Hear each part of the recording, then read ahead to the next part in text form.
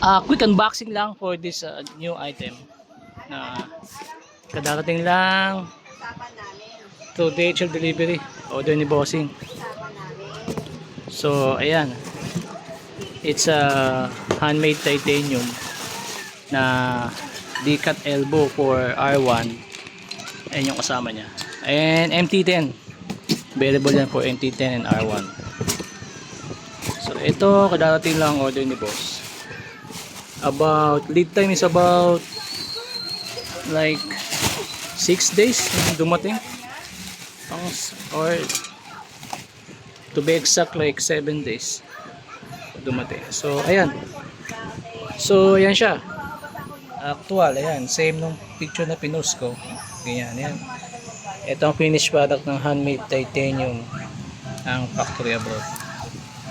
So yan, D-cut elbow for MT10, also for R1.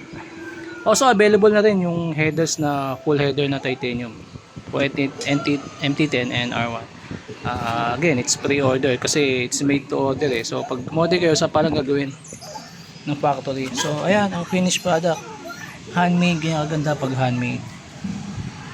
Yan, titanium. Syempre sobrang gana ito. And it comes with these 2 pieces of clamps, stainless clamp for this part dito. Yung doon, yung sa stock ang ilalagay nyo, stock original. So yan, yan, gusto nyo umorder. Actually may umorder din sa akin ito, kaka-order lang din. So we're still waiting for its arrival. Siguro baka one of these days dating na yun. Yan, gusto nyo umorder, PM lang kayo. Siyempre, you need to deposit at least half payment. Mura lang naman to, 18.5 for this titanium na. And alam naman natin lahat kung magkano ang yung mas mahal na brand, diba? So sobrang mura na po niyan mga bossing. Ayan, ayan. Okay, just hit me up.